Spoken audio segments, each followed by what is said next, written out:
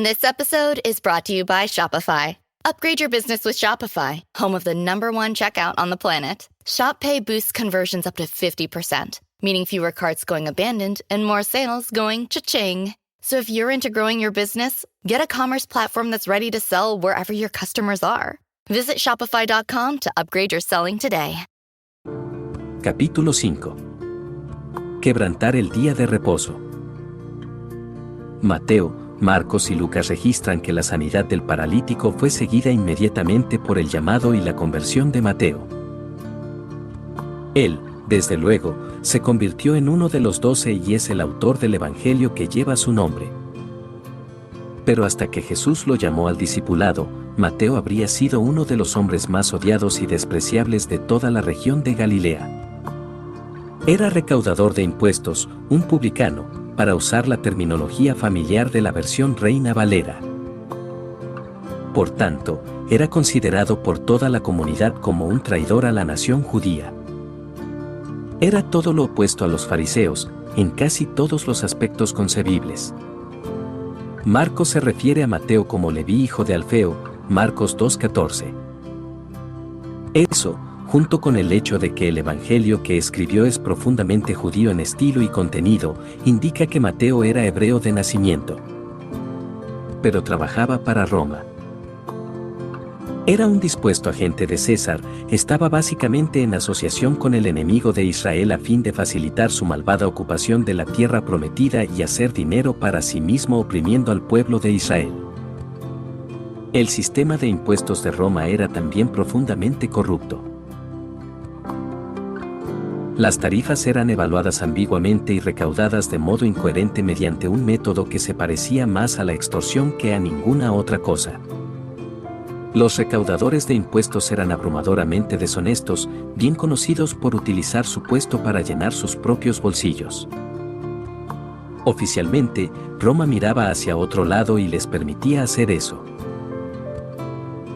Después de todo, la corrupción engrasaba las ruedas de su agresiva maquinaria de producir beneficios. Y Mateo era una pieza grande en el componente galileo de ese aparato. Todo acerca de Mateo había sido odioso para los fieles israelitas. De hecho, los publicanos eran los más bajos y más despreciados de todos los marginados sociales en toda la tierra. Eran considerados los más despreciables de los pecadores, y con frecuencia estaban a la altura de esa reputación en todos los aspectos concebibles. Los fariseos y el pueblo común igualmente los miraban con el más profundo desprecio. Un tiempo breve. No solo los 3 evangelios sinópticos sitúan el llamado de Mateo inmediatamente después de la sanidad del paralítico, tanto Mateo como Lucas indican que lo que sigue sucedió inmediatamente, ese mismo día. Pasando Jesús de allí, vio a un hombre llamado Mateo, que estaba sentado al banco de los tributos públicos. Mateo 9:9, énfasis añadido. Después de estas cosas salió, y vio a un publicano llamado Leví, sentado al banco de los tributos públicos. Lucas 5:27. Aparentemente, en cuanto el paralítico tomó su lecho y partió para su casa, Jesús salió de la casa donde había tenido lugar la sanidad y comenzó a caminar hacia el borde del lago. En una aldea tan pequeña como Capernaum, situada justamente al borde del agua, esa distancia no podía ser mayor que unas cuantas cuadras. Marcos indica que el plan de Jesús era continuar enseñando a las multitudes, y el puerto, obviamente, permitía tener un lugar mejor y más adecuado que una casa para eso. Después volvió a salir al mar, Marcos 2:13, y en algún lugar en el camino, vio a Leví hijo de Alfeo, sentado al banco de los tributos públicos, versículo 14. El banco de los tributos estaba obviamente bien situado para que Mateo pudiera acumular los máximos ingresos. Mercaderes que trataban de ahorrarse tiempo y evitar el peligroso sistema de carreteras Galileo, regularmente embarcaban bienes por mar cruzando el mar de Galilea. Capernaum era uno de los mejores lugares en la costa norte para conectar con la Vía Maris, un importante pasaje entre Damasco y el Mediterráneo. Mateo estaba perfectamente situado en ese cruce inusual a fin de poder interceptar y cobrar impuestos al tráfico en todas las direcciones, ya fuese por agua o por tierra. También podía vigilar el lucrativo mercado de la pesca en Capernaum y grabar tarifas regulares a los pescadores. Eso significa que Mateo era quizá la persona menos probable en todo Capernaum para convertirse en uno de los 12 seguidores más cercanos de Jesús. Los otros discípulos, la mayoría pescadores de Capernaum, sin duda le conocían bien, y debieron de haber despreciado el modo en que él se enriquecía a costa del sustento de ellos. Sígueme. Pero ese día, cuando Jesús pasaba por el banco de los impuestos, miró a Mateo a los ojos y le saludó con una sencilla palabra: sígueme. Los 3 relatos de este incidente registran justamente eso, nada más. Mateo era, obviamente, un hombre que ya estaba bajo convicción, había llevado el peso del pecado y la culpabilidad durante el tiempo suficiente, y al oír ese sencillo mandato de Jesús, dejándolo todo, se levantó y le siguió. Lucas 5:28. Para un hombre en la posición de Mateo, dejarlo todo tan rápidamente fue un cambio dramático, comparable a la repentina capacidad del paralítico de caminar y llevar su propio lecho. El cambio de corazón de Mateo fue un renacimiento espiritual, pero no menos milagroso que la instantánea sanidad física del paralítico. En cuanto a la carrera de Mateo, ese fue un cambio de curso total e irreversible.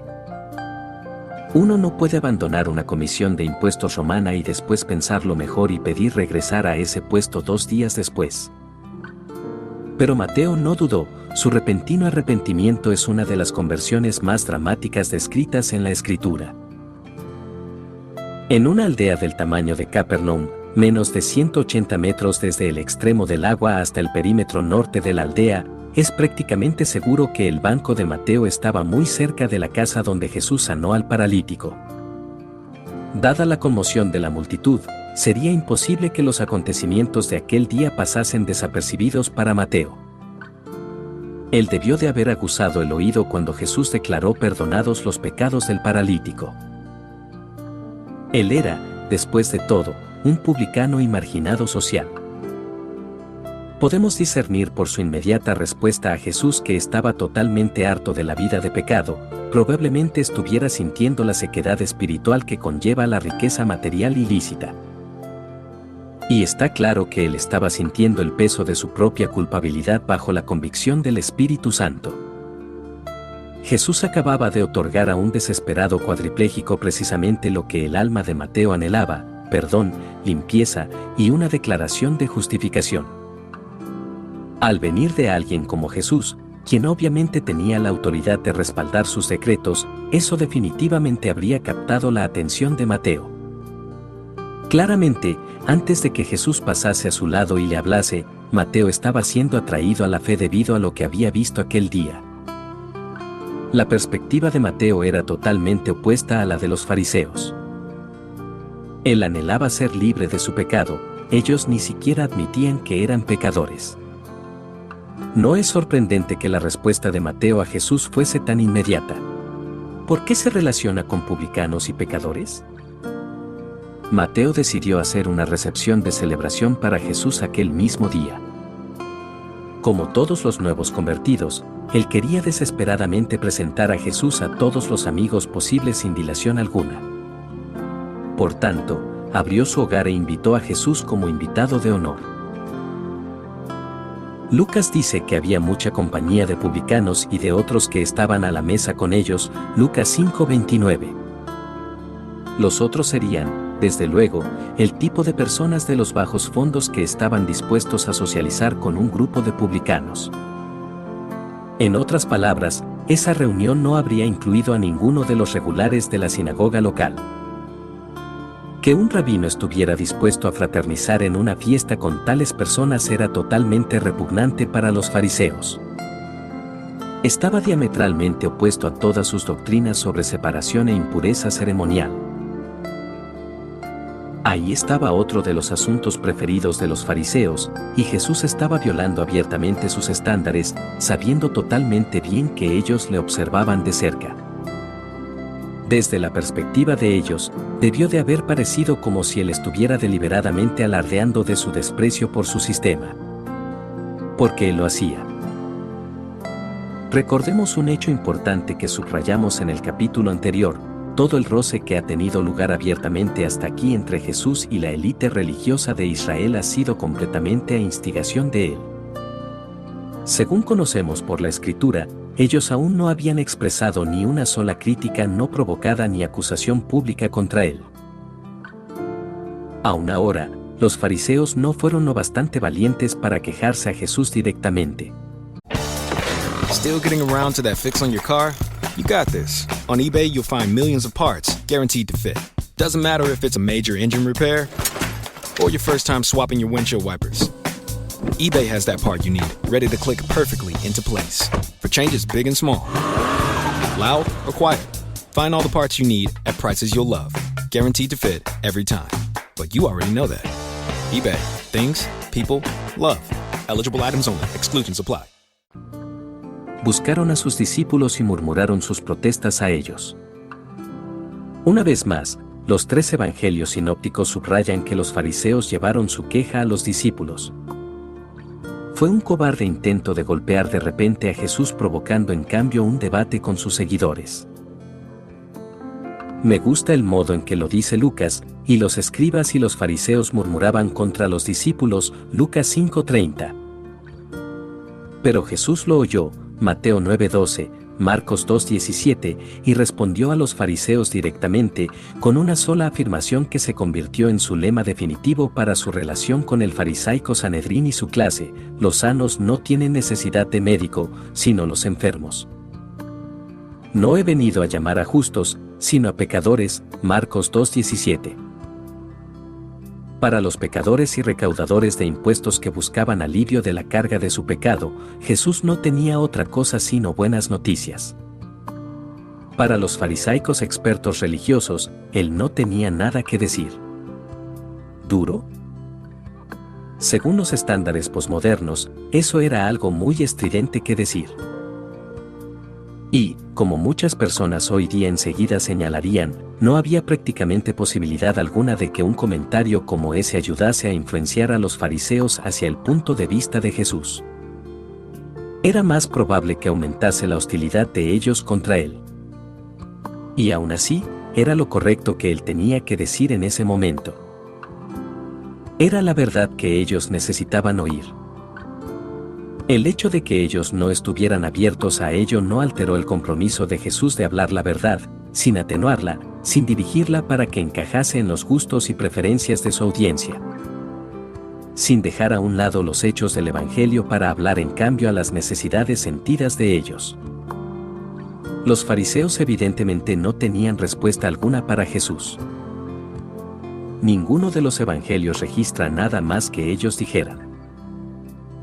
Aquí, una vez más, ellos simplemente se quedan en silencio y pasan al segundo plano de la narrativa. Su estrategia cuando se veían avergonzados así parecía ser la de retroceder, reagruparse, volver a pensar su estrategia, y sencillamente buscar una manera diferente de acusarlo.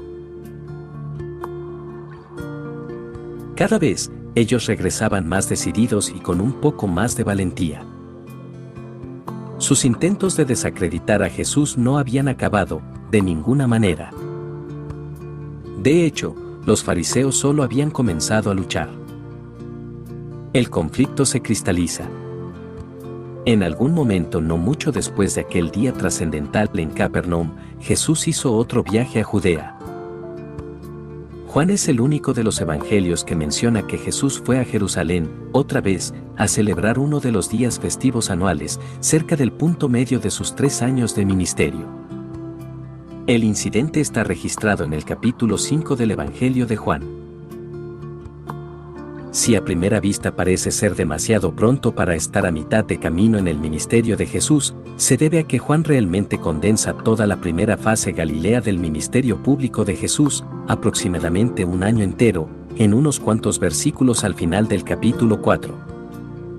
Juan 4:43 marca el regreso de Jesús a Galilea vía Samaria.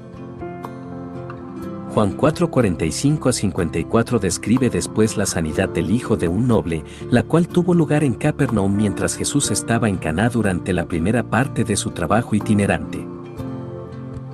Es el único incidente que Juan menciona de aquellos meses en Galilea. Después, el versículo siguiente, Juan 5:1, dice: después de estas cosas había una fiesta de los judíos, y subió Jesús a Jerusalén. Ese viaje a Jerusalén resultó en el siguiente enfrentamiento importante de Jesús con el Sanedrín. Juan frecuentemente cataloga los eventos en la vida de Jesús por los días festivos. Menciona 6 de ellos, y este es el único que no identifica con nombre. 3. La frase una fiesta de los judíos podría estar describiendo la fiesta de la Pascua de ese año. Más probablemente, era la fiesta de los tabernáculos, el Festival de la Cosecha. La cuestión de qué fiesta era esa no tiene importancia para el significado de la narrativa, pero, a pesar de ello, este es un pasaje crucial que marca un momento decisivo en el conflicto de Jesús con el Sanedrín. Después de este incidente, ellos no quedaron contentos con solo desacreditarlo, estaban decididos a llevarlo a la muerte. Juan 5:18. Desde ese punto en adelante, los desafíos que ellos hacían a la autoridad de él fueron abiertos, descarados y cada vez más estridentes. De igual modo, las reprensiones y advertencias que Jesús dirigía a ellos se volvieron cada vez más severas desde este punto en adelante. Este incidente, en ciertos aspectos un eco del anterior, comenzó con la sanidad de un hombre que había estado completamente paralítico durante 38 años, versículo 5. El milagro tuvo lugar en el estanque de Betesda, cerca de la Puerta de las Ovejas, en el extremo noreste de los terrenos del templo. Estaba muy cerca del lugar donde se situaba el mercado de ovejas, donde Jesús había expulsado a los cambistas aproximadamente 18 meses antes. Juan escribe: y hay en Jerusalén, cerca de la Puerta de las Ovejas, un estanque, llamado en hebreo Betesda, el cual tiene 5 pórticos. En estos yacía una multitud de enfermos, ciegos, cojos y paralíticos, que esperaban el movimiento del agua, y había allí un hombre que hacía 38 años que estaba enfermo. Cuando Jesús lo vio acostado, y supo que llevaba ya mucho tiempo así, le dijo: ¿quieres ser sano? Señor, le respondió el enfermo, no tengo quien me meta en el estanque cuando se agita el agua, y entre tanto que yo voy, otro desciende antes que yo. Jesús le dijo: levántate, toma tu lecho, y anda. Y al instante aquel hombre fue sanado, y tomó su lecho, y anduvo. Y era día de reposo aquel día. Juan 5:2-3, 5-9. Como observamos, recuerda de modo conmovedor el milagro que la delegación de fariseos había visto a Jesús hacer en Capernaum. La naturaleza exacta y el grado de discapacidad de este hombre no se nos dan. Él no parece haber estado completamente paralítico como el hombre en Capernaum. En el versículo 7 el hombre mismo sugiere que tenía cierta capacidad de movimiento, aunque solo lentamente y con gran dificultad. Podría haber tenido una grave enfermedad de artrosis, una enfermedad muscular degenerativa, algún tipo de parálisis o una discapacidad por mucho tiempo debido a una importante lesión. Cualquiera que fuese la naturaleza precisa de la aflicción del hombre, era lo bastante grave para hacer imposible que se moviese libremente por sí mismo. Por tanto, él era esencialmente paralítico y había estado así lo que parecía toda una vida, 38 años. Un hombre así estaría desempleado, y probablemente sería pobre. Un estanque alimentado por arroyos de caliente agua mineral era la terapia más barata y más efectiva que todos los mejores expertos médicos de la época podían ofrecer para una discapacidad como la de él. Pero había un problema: quienquiera que le hubiera llevado a Betesda no se quedó con él y por tanto, él ni siquiera podía meterse en el agua cuando la corriente comenzaba a moverse. Él era la representación misma de la impotencia. Este estanque era un imán para los enfermos.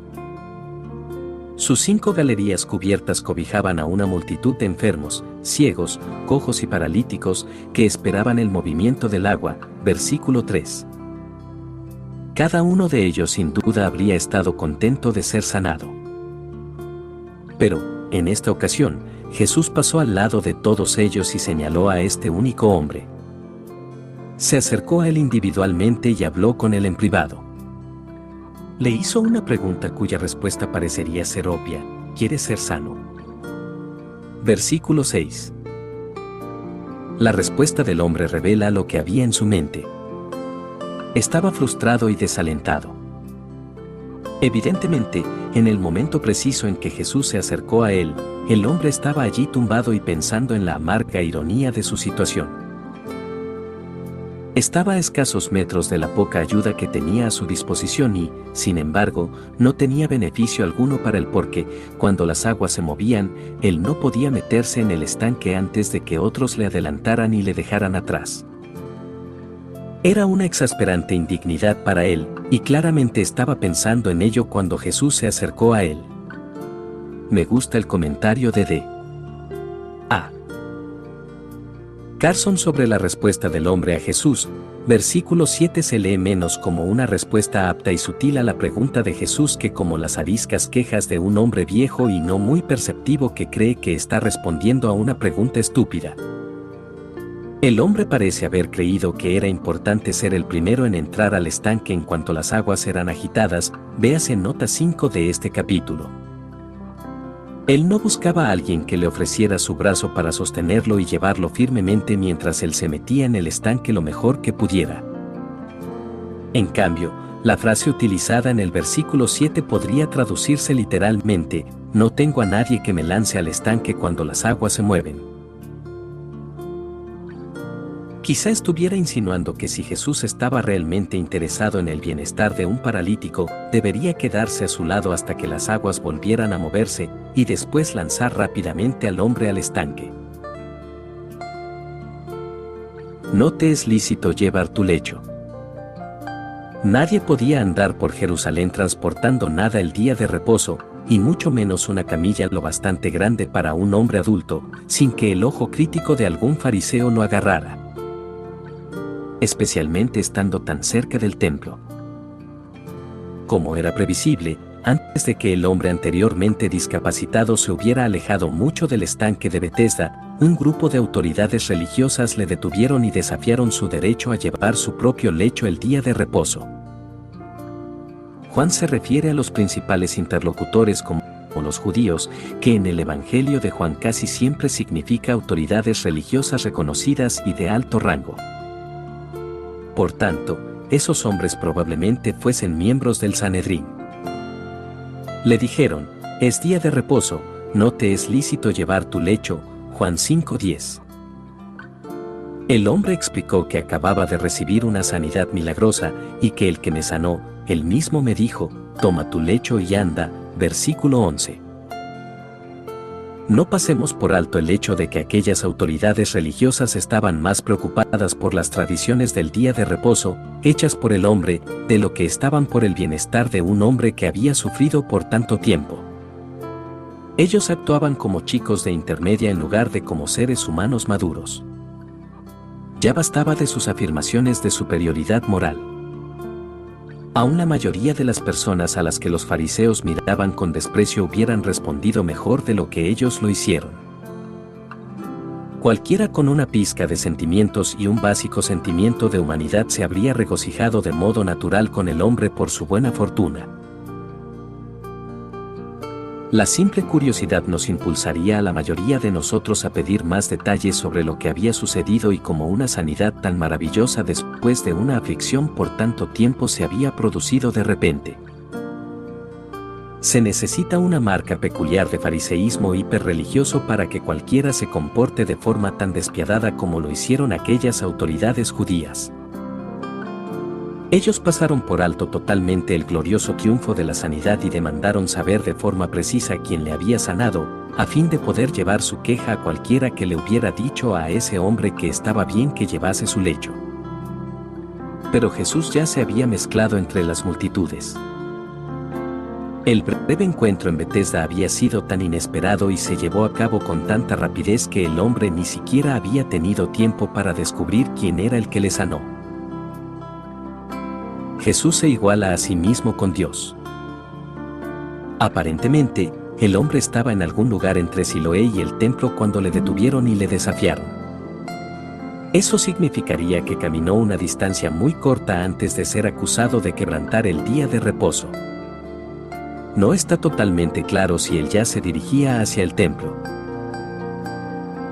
Puede que hubiera cambiado rápidamente de dirección y hubiera ido allí como una forma de demostrar visiblemente piedad después de ser abordado y amenazado. En cualquier caso, después le halló Jesús en el templo, y le dijo: «Mira, has sido sanado, no peques más, para que no te venga alguna cosa peor». Versículo 14. No se nos dice nada sobre el estado espiritual de este hombre.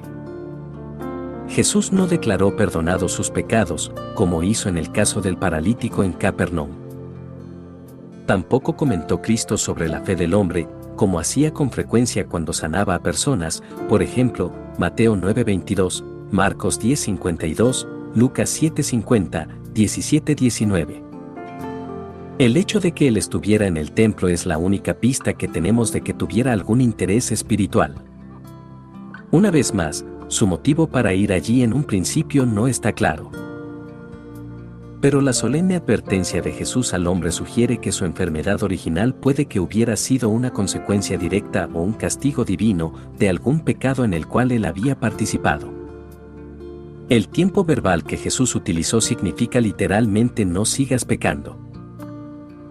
Desde luego, la Escritura deja claro que no hemos de suponer que toda enfermedad o catástrofe significa que Dios está castigando a alguien por un pecado concreto, Juan 9:3, Lucas 13:2-3, Job 32:3. Aún así, está igualmente claro que a veces Dios sí castiga el pecado mediante esos medios, Deuteronomio 28:58-61, 1 Corintios 11:30. Si la aflicción de este hombre fue ciertamente un castigo por el pecado, entonces el algo peor que Jesús dijo que podría ocurrirle hasta podría ser una referencia al juicio eterno. Si así fuera, entonces la advertencia de Jesús fue un llamado al arrepentimiento, y eso indicaría que el hombre aún no había llegado a la fe en Cristo. Jesús algunas veces sanó a personas de sus males físicos antes de que llegaran a una fe salvadora, Juan 9:35-38, Lucas 17:11-19. Pero lo que especialmente llama a cuestionar la fe de este hombre es la forma en que reaccionó después de encontrarse con Jesús en el templo y descubrir la identidad de aquel que le había sanado. Si él expresó alguna alabanza o gratitud, o respondió a Jesús con algo, Juan no lo menciona. En cambio, el texto dice, el hombre se fue, Juan 5:15, él no solo se fue de la presencia de Jesús, fue directamente a las autoridades judías que le habían confrontado, y básicamente entregó a Jesús. Es difícil imaginar cualquier motivo noble que él tuviera para ir arrastrándose a los líderes religiosos. En el peor de los casos, el hombre estaba siendo pecaminosamente egoísta, en el mejor de los casos, estaba siendo ingenuamente estúpido. Posiblemente no podía haber tenido ningún afecto o relación por los líderes judíos que le habían desafiado. Ellos le habrían tratado como impuro antes de su sanidad, y si le trataron con despiadada indiferencia inmediatamente después. Pero él no quería tener ninguna pelea con ellos. Y pudo haber tenido un temor indebido a su desaprobación, temiendo quizá que ellos pudieran realmente apedrearlo. Si así fue, puede que hubiera estado demasiado preocupado por librarse a él mismo de cualquier culpa. Por otro lado, él tenía todas las razones para saber que los líderes religiosos se enojaban mucho con respecto a la supuesta violación del día de reposo. Cuando ellos originalmente demandaron saber quién le había sanado, debió haber sido patentemente obvio para el que ellos no estaban buscando felicitar a Jesús por su benevolencia. Si él se sintió muy intimidado por ellos y temeroso de las repercusiones de su desagrado, es difícil explicar por qué se apartó de su camino para encontrarlos otra vez y llevarles noticias frescas sobre Jesús. Cualquiera que fuese la razón que tuviera para ello, el hombre se dirigió directamente a las autoridades religiosas que le habían acusado, y les dijo que Jesús era a quien ellos buscaban. Como era de esperar, ellos perseguían a Jesús, y procuraban matarle, porque hacía estas cosas en el día de reposo, versículo 16. En cuanto el hombre confirmó quién le había sanado, aquellos líderes religiosos fueron directamente a Jesús y comenzaron a acusarle y amenazarle con apedrearlo. Bajo la ley de Moisés, cualquier violación deliberada y notoria del día de reposo era motivo de apedreamiento, Éxodo 31:14, 35:2. Uno de los primeros apedreamientos registrados en el Antiguo Testamento implicó una violación del día de reposo, Números 15:32-36. Por tanto, las autoridades religiosas creían que tenían un motivo idóneo y bíblicamente defendible para apedrear a Jesús. El Sanedrín tenía la capacidad de decidir entre la vida y la muerte en asuntos religiosos, aún bajo el gobierno romano, y frecuentemente la empleaban para tratar casos de blasfemia gratuita y sacrilegio deliberado. Es improbable que los romanos sancionaran la ejecución de alguien que violaba el día de reposo accidentalmente o de forma meramente superficial. Y este caso era un delito menor bajo cualquier medida. Pero si los líderes religiosos podían construir un caso creíble de que Jesús era un blasfemo malicioso y crónico, podían llevarlo a la muerte sin ningún desafío grave de Roma. Este incidente que comenzó en Betesda parece haber planteado esa idea en las mentes de ellos, y por eso el día de reposo pronto se convierte en el motivo central en su conflicto con él. También explica el obvio cambio en la estrategia de ellos de aquí en adelante. Se vuelven más valientes y expresivos en sus acusaciones, ya no tratan meramente de desacreditarlo, sino que, por el contrario, están resueltos a destruirlo. Comienzan a observarle con un escrutinio especialmente cercano los días de reposo. De hecho, después de esto, siempre que Jesús sana en día de reposo, hay un fariseo presente que le desafiará. Pero aunque él sabía muy bien que cada ocasión así provocaría un conflicto abierto con ellos, Jesús nunca se echó para atrás ni se abstuvo de sanar abiertamente en día de reposo. Él aprovechaba esas oportunidades y hacía sus sanidades de modo tan público y visible como fuera posible. A veces anunciaba a los fariseos de antemano que tenía intención de hacer un milagro, prácticamente desafiándolos a condenar el acto antes de que él lo hiciera, Mateo 12:10, Lucas 14:3. Él hacía eso, desde luego, no por amor a la contención, sino porque era la mejor manera de destacar el error y la injusticia que estaban incrustados en el sistema de los fariseos. De hecho, en la ocasión de esta primera controversia el día de reposo en Jerusalén, Jesús respondió a la condena de los líderes religiosos diciendo algo que estaba prácticamente garantizado que les ofendería más que nunca, y que, en efecto, aumentó la ira de ellos contra él hasta un rojo vivo sin precedentes. Había, desde luego, muchas buenas razones bíblicas y racionales sobre por qué la sanidad de Jesús el día de reposo no fue una violación de la ley de Moisés. Tampoco fue un pecado decirle al hombre que tomase su lecho y se fuese a su casa. Por encima de todo, el día de reposo fue hecho por causa del hombre, y no el hombre por causa del día de reposo, Marcos 2:27. El día de reposo se dio como un descanso de la labor diaria, Deuteronomio 5:14. Había de ser un deleite, Isaías 58:13, y no una pesada carga para la gente, siempre era legítimo hacer el bien en día de reposo, Mateo 12:12. Además, tanto el sentido común como la propia tradición de los fariseos enseñaban que ciertos tipos de labor eran perfectamente aceptables en día de reposo. Incluso soltar a un buey o un asno del establo y llevarlo a beber agua no era oficialmente una violación del día de reposo, porque sería cruel negar al animal las necesidades para poder vivir. Las circuncisiones, que la ley de Moisés requería que se hicieran al octavo día, podían llevarse a cabo sin restricción aunque ese día resultara ser un día de reposo, Juan 7:21-23. Mediante qué posible idea depravada de lo que es misericordia se consideraría aceptable dar agua a un buey o circuncidar a un bebé en día de reposo, pero un delito capital soltar a un hombre de una atadura que había cargado por 38 años. Jesús podría haber planteado cualquiera de esos argumentos, o todos ellos, y en subsiguientes conflictos con los fariseos por lo que era adecuado en día de reposo, él planteó todos ellos, y más. Pero en esta ocasión, La primera vez en que surgió el problema, Jesús respondió a los líderes religiosos con una contestación que estaba prácticamente garantizado que avivase las llamas del desprecio que ellos sentían por él hasta un grado más elevado que nunca. Él simplemente dijo: mi Padre hasta ahora trabaja, y yo trabajo, Juan 5:17. En otras palabras, Dios mismo no está atado por ninguna restricción en día de reposo, Él continúa sus labores día y noche, Salmos 121:4, Isaías 27:3. Jesús estaba reclamando la misma prerrogativa para él mismo. Era equivalente a decir que Él era Señor del día de reposo. Era ciertamente una afirmación que solo Dios encarnado podría hacer legítimamente. Los líderes religiosos captaron el mensaje al instante.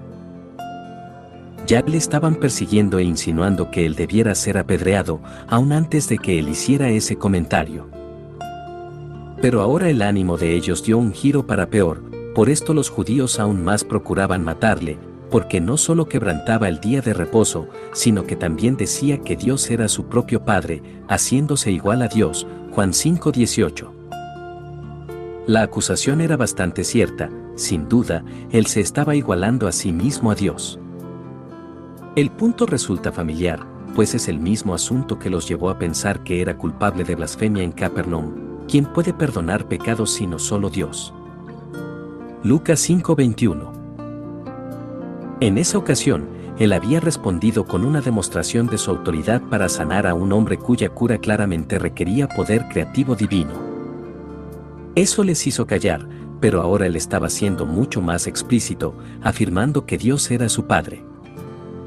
Había sido tradicional por mucho tiempo que el pueblo judío se refiriese a Dios como nuestro Padre en oración, Primera de Crónicas 29:10, Isaías 63:16. Pero que Jesús llamase a Dios mi Padre, especialmente en un contexto donde él se estaba igualando a Dios, era sugerir que él era de la misma esencia que Dios Padre, por tanto, haciéndose igual a Dios.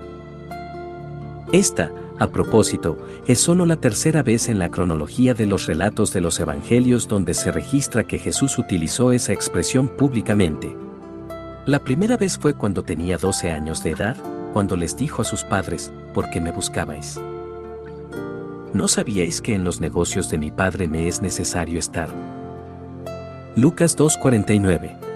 La segunda vez fue cuando limpió por primera vez el templo, diciendo: no hagáis de la casa de mi Padre casa de mercado, Juan 2:16. Después de esto, él frecuentemente habla de Dios como mi Padre.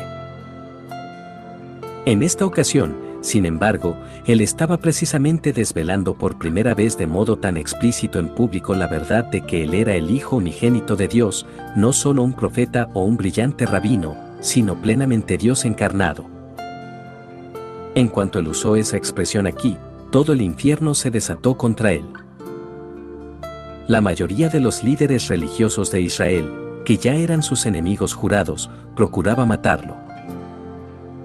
Y sin embargo, incluso aquí, los mortales oponentes de Jesús, aparentemente temerosos de su poderosa presencia e inseguros de lo que el público pensaría, Mateo 24:46, de repente volvieron a pasar a un segundo plano. Jesús, como contraste, siguió firme contra ellos y explicó sin temor las implicaciones de su propia deidad en un discurso que va desde Juan 5:19 hasta el final del capítulo. Él no solo afirmó ser igual a Dios en su persona, como los líderes religiosos entendieron correctamente por la frase en el versículo 17, sino que también afirmaba igualdad con el Padre en sus obras, porque todo lo que el Padre hace, también lo hace el Hijo igualmente, versículo 19. Después él describió una incomparable intimidad en su propio conocimiento del Padre, y dio una fuerte indicación de que el propósito del Padre es glorificar al Hijo, porque el Padre ama al Hijo, y le muestra todas las cosas que él hace, y mayores obras que éstas le mostrará. De modo que vosotros os maravilléis, versículo 20. Él también igualó su propia soberanía a la del Padre, porque como el Padre levanta a los muertos, y les da vida, así también el Hijo a los que quiere da vida, versículo 21. Les dijo que el Padre ya le había entregado la obligación del juicio divino a él, porque el Padre a nadie juzga, sino que todo el juicio dio al Hijo, versículos 22 y 27. Y proclamó que el Hijo es digno de una honra igual al del Padre, para que todos honren al Hijo como honran al Padre. El que no honra al Hijo, no honra al Padre que le envió, versículo 23. Por tanto, él estaba ciertamente igualándose a Dios. Hasta llegó a atribuirse a sí mismo poder para resucitar. De cierto os digo, viene la hora, y ahora es, cuando los muertos oirán la voz del Hijo de Dios, y los que la oyeren vivirán, versículo 25, y versículos 28 a 29. Dijo que poseía vida en sí mismo, un importante atributo de la deidad, exactamente como el Padre, porque como el Padre tiene vida en sí mismo, así también ha dado al Hijo el tener vida en sí mismo, versículos 26. Declaró que todo lo que él hace está siempre en perfecta armonía con la voluntad del Padre. No puedo yo hacer nada por mí mismo, según oigo, así juzgo, y mi juicio es justo, porque no busco mi voluntad, sino la voluntad del que me envió, la del Padre, versículos 30. A propósito, cuando Jesús negó la idea de que él estuviera haciendo meramente su propia voluntad, ciertamente no estaba contradiciendo nada de lo que acababa de afirmar sobre su perfecta igualdad a Dios. En cambio, estaba declarando que él conocía perfectamente la voluntad de Dios, y sugiriendo, por implicación, y con bastante claridad, que los líderes religiosos de Israel que se oponían a él no tenían idea de cuál era la voluntad de Dios. Y aún así, Jesús dijo, si yo doy testimonio acerca de mí mismo, mi testimonio no es verdadero. Por tanto, terminó el discurso de Juan 5 citando a 4 testigos intachables cuyo testimonio demostraba que él era auténtico, Juan el Bautista, versículos 33 a 35. Los milagros y otras buenas obras que Jesús había hecho regularmente, versículo 36, el Padre mismo, versículos 37, y las Escrituras, versículos 38 a 39, 46 a 47. Jesús sabía plenamente bien que ninguno de esos testigos influiría en ellos. Por una parte, dijo Jesús, a pesar de la capa de superreligiosidad que ellos tenían, ni siquiera tenían el amor de Dios en ellos, versículos 42. En cuanto a Juan el Bautista, les dijo, y vosotros quisisteis regocijaros por un tiempo en su luz, versículos 35, pero ellos nunca aceptaron realmente la enseñanza de Juan. Cuando se trataba de los milagros de Jesús, los líderes de Israel habían pasado por alto totalmente todo lo que él hizo, a excepción de cualquier cosa que ellos creyeran que podían torcer contra él. Dudaban de todo lo demás, versículos 38. En cuanto respecta al Padre, él dijo, nunca habéis oído su voz, ni habéis visto su aspecto, versículos 37. Y con respecto a la Escritura, ni tenéis su palabra morando en vosotros, porque a quien él envió, vosotros no creéis, versículos 38. Todo el discurso es un ejemplo más de la franca claridad de Jesús. Un análisis versículo por versículo del pasaje completo está muy por encima del alcance de este libro, pero debemos notar que esta es una firme y explícita denuncia de los principales líderes de Israel, incluyendo varias frases que los reprenden como completos incrédulos. ¿Cómo podéis vosotros creer, pues recibís gloria los unos de los otros, y no buscáis la gloria que viene del Dios único? Versículos 44. Jesús concluye con una potente reprobación final de todo su sistema, citando la única fuente en la que ellos afirmaban confiar, los libros de Moisés, como un testigo contra ellos. No penséis que yo voy a acusaros delante del Padre, hay quien os acusa, Moisés, en quien tenéis vuestra esperanza. Porque si creyeseis a Moisés, me creeríais a mí, porque de mí escribió él. Pero si no creéis a sus escritos, ¿cómo creeréis a mis palabras? Versículos 45 a 47. Jesús no está construyendo ningún puente con la clase religiosa aquí, los está censurando, y a ninguno con demasiada amabilidad. En lugar de pasar de puntillas sobre sus bien conocidas sensibilidades religiosas y tratar de evitar la ofensa, él los retrata como profundamente no regenerados, hombres carentes de vida espiritual, versículos 40. Y hace entender su punto repetidamente, con algunas de las palabras más cortantes posibles: ni tenéis su palabra morando en vosotros, versículos 38, no tenéis amor de Dios en vosotros, versículo 42, vosotros no creéis, versículos 38, 47. Por otro lado, Jesús no trata de provocarles meramente por pasar el rato. Él tenía una misericordiosa razón para utilizar el tipo de lenguaje áspero que muchos en la actualidad catalogarían irreflexivamente de descortés. Él les dijo: mas digo esto, para que vosotros seáis salvos, versículo 34. Los líderes religiosos de Israel estaban perdidos, y progresivamente endurecían sus corazones contra Jesús. Ellos necesitaban algunas palabras ásperas.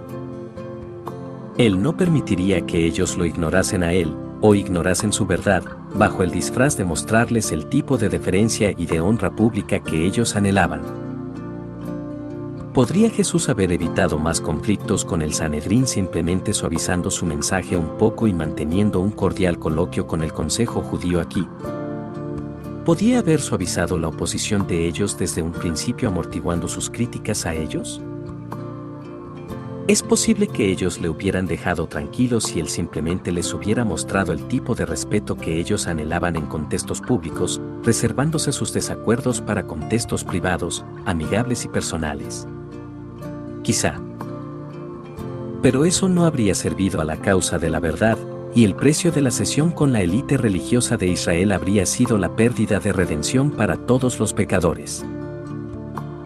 Por tanto, Jesús estaba, de hecho, mostrando la mayor rectitud y misericordia, aunque estuviera deliberadamente provocándolos.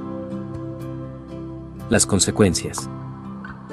El final del discurso de Jesús es también el final de Juan 5. No se registran otros comentarios de las autoridades judías. Pero ellos, de ninguna manera, iban a dejar pasar el asunto. Jesús regresó a Galilea, Juan 6:1, y la delegación galilea de los fariseos comenzó de inmediato a examinarlo con diligencia extra en cuanto al día de reposo. Si seguimos la cronología de los acontecimientos del Evangelio, descubrimos que casi inmediatamente después de su regreso a Galilea, el ministerio de Jesús estuvo marcado por una serie de conflictos con los fariseos porque repetidas veces no observó el día de reposo según los términos de ellos.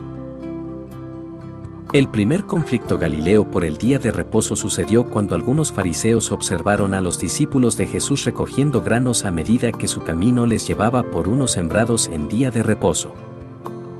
Según Lucas 6:1, ellos pasaban, no estaban en el campo espigando, sino que sus discípulos arrancaban espigas y comían, restregándolas con las manos.